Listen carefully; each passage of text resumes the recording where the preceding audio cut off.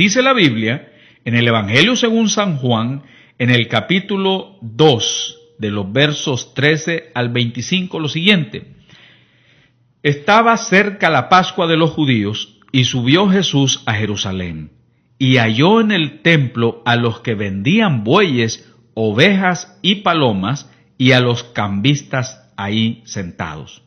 Y haciendo un azote de cuerdas, echó fuera del templo a todos, y a las ovejas, y a los bueyes, y esparció las monedas de los cambistas, y volcó las mesas. Y dijo a los que vendían palomas: quitad de aquí esto, y no hagáis de la casa de mi padre casa de mercado. Entonces se acordaron sus discípulos que está escrito: el celo de tu casa me consume. Y los judíos respondieron y le dijeron: ¿qué señal nos muestras, ya que haces todo esto? Respondió Jesús y les dijo: destruid este templo, y en 3 días lo levantaré. Dijeron luego los judíos: en 46 años fue edificado este templo, y tú en 3 días lo levantarás. Mas él hablaba del templo de su cuerpo. Por tanto, cuando resucitó de entre los muertos, sus discípulos se acordaron que había dicho esto, y creyeron la Escritura y la palabra que Jesús había dicho. Estando en Jerusalén en la fiesta de la Pascua, muchos creyeron en su nombre, viendo las señales que hacía. Pero Jesús mismo no se fiaba de ellos, porque conocía a todos, y no tenía necesidad de que nadie le diese testimonio del hombre, pues él sabía lo que había en el hombre. Así que, amado amigo, amada amiga, una vez más quisiera invitarte a que tengas una Biblia a la mano, lo mismo que una libreta y un lápiz o bolígrafo para anotar todo aquello que te llame poderosamente la atención. Esta vez estudiaremos la acción de Jesús frente a las personas que habían convertido el templo en mercado. Ahora bien, vamos a tratar de entender un poquito el contexto histórico que se va dando esta situación, en la cual se nos dice a nosotros de que estaba por llegar la fiesta de la Pascua, que es la principal fiesta de los judíos, que es la que les recuerda la salida de Egipto, la liberación de la esclavitud de los egipcios. Así es que para ellos esta fiesta es importantísima y todavía se continúa celebrando. La fiesta de la Pascua, la liberación de la opresión y de la explotación que los egipcios tenían contra los israelitas. Así es que durante ese tiempo es que se va dando esta situación, por lo cual los judíos estaban muy sensibles espiritualmente y a la expectativa de cómo sería, cómo se realizaría esta Pascua. En ese caso aparece entonces Jesús, que entra al templo y se va dando una serie de acontecimientos que los otros evangelistas van tocando poco a poco. Por ejemplo, Mateo y Marcos nos dicen que estaban presentes los principales judíos y los escribas. Lucas también nos señala que además agrega que estuvieron presentes los más altos dignatarios del pueblo. Y más adelante encontramos de que la expresión que se da es realmente esta: mi casa será llamada casa de oración para todas las naciones, especialmente en el caso de Marcos. Pero ¿qué fue lo que sucedió en ese momento? ¿Qué es lo que nosotros acabamos de leer? Lo que sucedió fue que en el templo, en la parte del frente, la parte del atrio, muchos hombres habían llevado animales, palominos, bueyes, ovejas, toda esta situación habían llevado para presentar el sacrificio. Es decir, eran los animales para el sacrificio, pero al mismo tiempo habían hombres que habían llegado ahí a recoger las monedas que únicamente podían ser depositadas para las ofrendas según las leyes de los sacerdotes. Y entonces la gente que venía de afuera necesitaba cambiar ese dinero para poder hacer la ofrenda. Entonces los cambistas le sacaban tremenda ventaja y los vendedores de animales también. Y entonces lo que era un lugar para adorar a Dios, para bendecir, para glorificar el nombre del Señor, se había convertido en un mercado persa, se había hecho como cualquier mercado de los países de nosotros donde llevan todos los animales para matar. Aquello me imagino que debe haber sido de mugidos, de balidos y de tanto ruido y tantas otras cosas que definitivamente eso era un bullicio insoportable de gente que ofrecía mejor precio. La casa de oración definitivamente se había convertido en casa de mercado, como bien lo dice Juan. Mas Jesús no lo vio así simplemente como una casa de mercado. Él fue directamente y dijo, es una cueva de ladrones.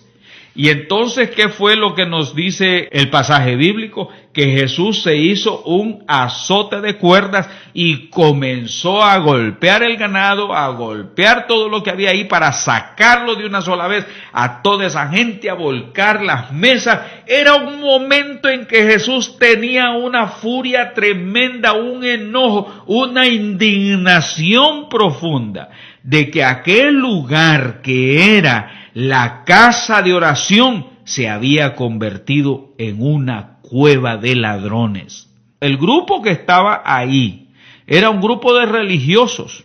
Ya estaban acostumbrados a ver aquello. Ya ellos no sentían absolutamente nada porque esa gente que estaba ahí comerciando los animales eran los animales del sacrificio. Los otros que estaban cambiando las monedas eran las monedas para las ofrendas. Entonces los sacerdotes, los principales, los escribas, los grandes magistrados que estaban ahí, ellos estaban tolerando todo puesto que ellos recibían beneficio. Se beneficiaban por un lado los cambistas, los vendedores y por otro lado los mismos sacerdotes. Así es que ya usted sabrá y sacará deducciones del por qué Jesús los llama a ellos cueva de ladrones. Definitivamente Él los llamó así ladrones. Así que ¿de dónde le viene ese celo al Señor? ¿De dónde le viene esta situación al Señor? Bueno, lo encontramos en el Salmo 69:9 que dice: me consumió el celo de tu casa. Así que usted mismo, hay personas que nos están escuchando que tienen un celo profundo por las cosas de Dios, que tienen un respeto profundo por las cosas de Dios. Mientras en el mundo hay mucha gente que no les importa y quieren hacer lo que les da la gana aún dentro de la casa de oración.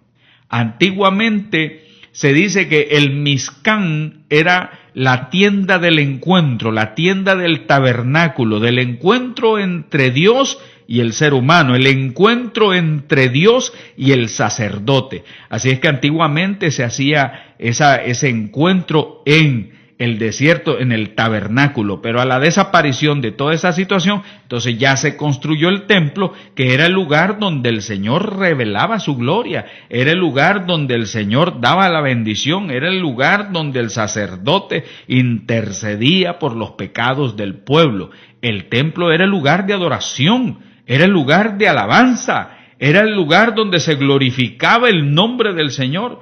El templo era ese lugar donde la persona podía tener un tremendo recogimiento para bendecir y glorificar el nombre del Señor. Era ahí donde las personas elevaban sus oraciones al Dios Todopoderoso.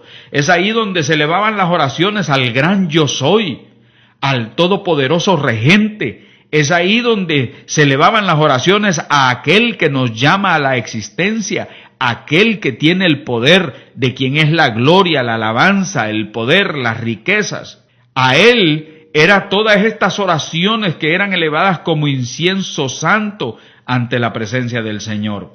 Pero ¿qué pasó cuando Jesús vio aquello? Se llenó de un celo tremendo. Por ejemplo, en Jeremías, capítulo 7, de los versos 8 al 11, dice: vosotros confiáis en palabra de mentira que no aprovechan. Hurtáis, matáis, adulteráis, juráis en falso, quemáis incienso a Baal y vais tras dioses ajenos que no habíais conocido. Y ahora venís y os presentáis delante de mí en esta casa, sobre la cual es invocado mi nombre, y decís: somos libres, para seguir haciendo todas estas abominaciones. Es cueva de ladrones delante de vuestros ojos esta casa, sobre la cual es invocado mi nombre.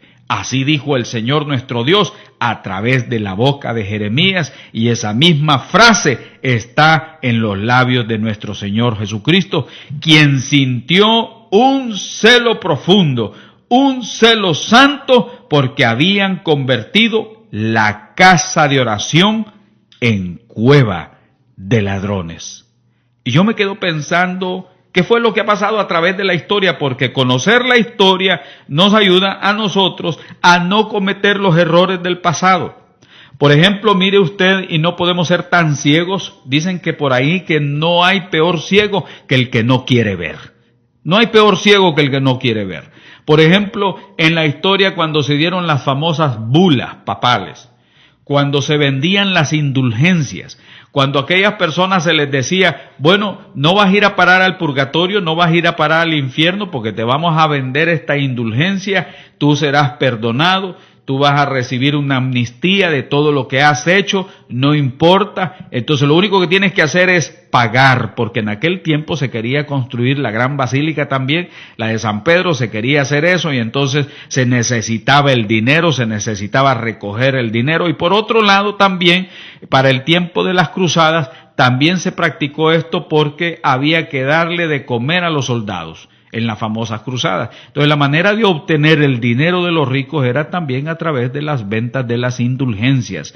Y esta fue una práctica que después la misma iglesia oficial se dio cuenta del gran error, y ellos, al ver que ya se les había fraccionado la iglesia, que ya se les había partido la iglesia con los protestantes, entonces comenzaron a enderezar la situación. Recuérdese que fue Lutero el que puso las 95 tesis en la gran catedral de Wittenberg. Ahí tiene usted el caso claro de una corrupción interna que se dio dentro del seno de la iglesia oficial, puesto que ya antiguamente también, en el año 325 de la era cristiana, con la unión de Constantino con la iglesia, lo que nosotros llamamos la cristiandad, ese esquema de la unidad entre el Estado y la iglesia, esa unidad fue la que trajo tremenda destrucción, y dentro del seno de la iglesia se infiltraron hombres corruptos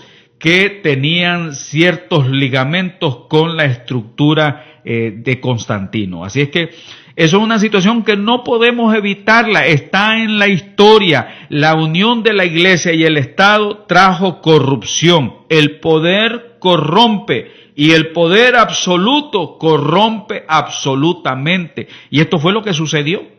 Y entonces uno dice, a través de la historia se dio la corrupción de la famosa Santa Inquisición, a través de la historia se dio la corrupción de las bulas, a través de la historia se dieron la venta de indulgencias, a través de la historia se convirtió la iglesia, aquel lugar que debía ser el templo, aquel lugar que debía ser para adorar y bendecir el nombre del Señor, se convirtió también en una cueva de ladrones. Ahora, yo no estoy diciendo esto simplemente porque quiero atacar a cierto sector del cristianismo. No, por favor no me entienda de esa manera, porque también yo quiero verlo desde la otra perspectiva. Dentro del movimiento protestante, dentro del movimiento evangélico, también tenemos tremendos errores en la historia, y todavía se siguen cometiendo estos errores que señalan a la iglesia muchas veces como una cueva de ladrones, y que muchas veces las personas se vuelven escépticas y se resisten al evangelio porque han visto mucha corrupción y han visto muchos malos ejemplos. Y déjeme decirle una cosa, por ejemplo, hoy en los últimos años uno está viendo un auge de comercialización de cosas con los símbolos cristianos, con los eslogan cristianos, con las presentaciones cristianas, y usted va a ver una serie de cosas que han caído netamente en el mercantilismo, que si Jesús apareciera, sacaría otra vez el azote y volaría azote por todos lados en la mayor parte de nuestras organizaciones. ¿Por qué? Porque hay hombres que no persiguen servir a Dios, sino que lo que se busca es un mejor salario, una mejor posición. Se busca tener el poder, se busca manejar, se busca controlar las situaciones. Entonces, esto corrompe muchas veces. Y últimamente hemos encontrado, especialmente aquí en la ciudad de Miami, que se ha dicho, bueno, si usted quiere, puede venir a nuestra iglesia y le vamos a dar agua del río Jordán. Mire, con todo el agua que han dado en esas botellitas, ya se hubiera secado el Jordán no una, sino 3 o 4 veces más. Con esa cuestión de que muchas veces dice, venga para acá, le vamos a dar un pedacito de la madera de la cruz de Cristo. Mire, ya se hubieran hecho como 500,000 cruces con todos esos pedacitos de madera. Pase por acá y pase debajo del manto sagrado que usted va a recibir bendición. Eso es lo que ha pasado, se ha comercializado, pero no solamente con estos sectores, sino que hay sectores que, cantantes por ejemplo, está bien, tienen derecho de ganarse la vida, pero no ser tan exagerados. Cuando elevan esos grandes costos para una presentación, dice que para glorificar el nombre del Señor, pero en el fondo es para llenar los bolsillos de dinero. Entonces, ¿qué es lo que ha pasado? Se ha comercializado esto, el evangelio se ha comercializado, se ha corrompido y se ha convertido esto en una cueva de ladrones. Imagínense, por ejemplo, el cristianismo que a veces se presenta, de un cristianismo de lujo, de oro, de algo refulgente y de prosperidad. Y entonces, ¿qué es lo que se le enseña a la gente? Se le enseña un evangelio totalmente torcido, pervertido, corrupto y lejos de la verdad. Entonces, ¿qué es lo que nosotros debemos de hacer? Conocer verdaderamente a Jesucristo, conocer al Hijo de Dios, saber por qué tuvo ese celo y alejarnos nosotros también de esa falsedad que se nos está presentando en estos días como un reflejo de lo que es el cristianismo. No es cierto. Para vivir el verdadero cristianismo hay que conocer a Jesucristo y abrir el corazón a Jesucristo y decirle, Señor, yo no quiero vivir conforme a los esquemas ni los modelos religiosos. Yo quiero vivir conforme a tu voluntad. Aléjame, Señor, del engaño de la corrupción. Aléjame, Señor, de la religiosidad falsa. Aléjame, Señor, de todo aquello que parece ser oro, pero que no lo es. Y entonces el Señor te va a ayudar de una manera tan especial, te va a abrir los ojos del entendimiento, te va a ayudar, te va a fortalecer, te va a dar sabiduría y Él te va a ubicar en el lugar donde Él quiere que tú estés. Yo no estoy diciendo que nosotros somos los poseedores absolutos y únicos de la verdad.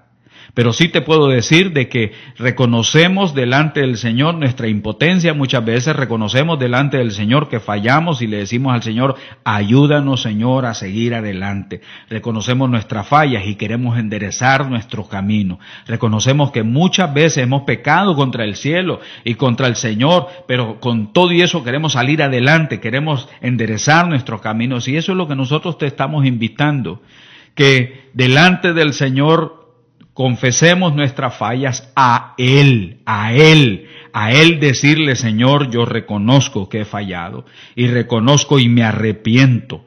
Para aquellos que comercian con las cosas de Dios, decirles, no cobren más allá de lo que deben de cobrar. Para aquellos que quieran cantar diciendo que representan al Señor, no cobren más allá de lo que deben de cobrar. Para aquellos que andan ahí predicando también, no pidan más allá de lo que deben de pedir. Es decir, todos los que pertenecemos al pueblo de Dios debemos de ser como Jesús quiere que nosotros seamos. Busquemos en la palabra de Dios su voluntad, no sea que un día el azote va a salir tarde.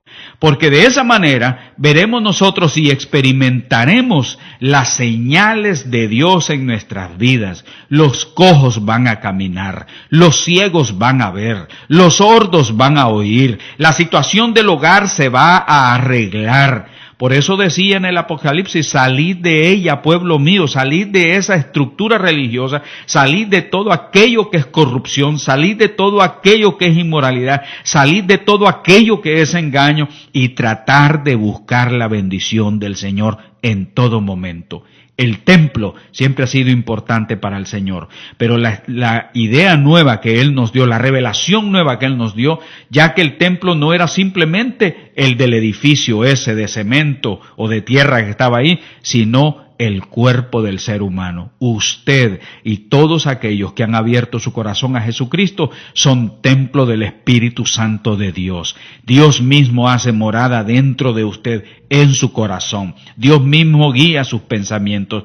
Dios mismo está con usted. Por eso el nombre de Él, Emmanuel, que significa Dios con nosotros, Dios contigo, fortaleciéndote, ayudándote. Y hay algo que es importante que nos señala el autor del Apocalipsis, Juan mismo, que nos dice del templo allá en la revelación del Apocalipsis, dice que ya no habrá más templo. Eso significa de que el Señor estará en nosotros, por eso dice que Él nos hará columna de su templo, pero no se miraba templo, dice ahí, sino que todos los millares de personas que conocen a Jesucristo, que han conocido a Jesucristo, que murieron y que están allá en presencia del Señor, dice, esos serán verdaderamente quienes disfrutarán de la presencia del Señor, no en un templo hecho de manos de hombre, sino que todos nosotros, como dice la Escritura, somos templo de Dios. Bendito sea el nombre del Señor, que tuvo misericordia de nosotros, que ha tenido compasión de nosotros para permitirnos seguir adelante con la ayuda de Él. Debemos de orar mucho para que el Señor sanee su pueblo, para que el Señor limpie la era, para que el Señor nos ayude a salir adelante y no caer en ese tipo de corrupciones. Hace algunos tiempos yo estuve escuchando en Costa Rica una serie de denuncias que se hicieron en muchas televisoras acá de grandes personajes cristianos que estaban pidiendo dinero para ayudar a orfanatorios, para ayudar a proyectos de niños, y entonces investigaron a ver si esto era cierto y se llevaron la tremenda sorpresa de que era mentira.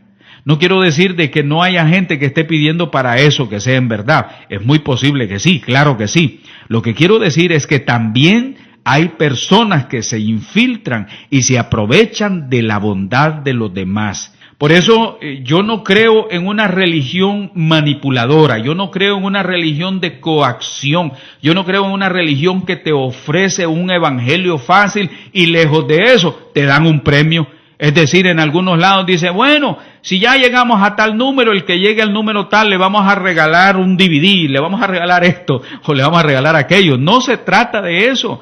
Nosotros no estamos para estar dando un cristianismo con regalos envueltos, no.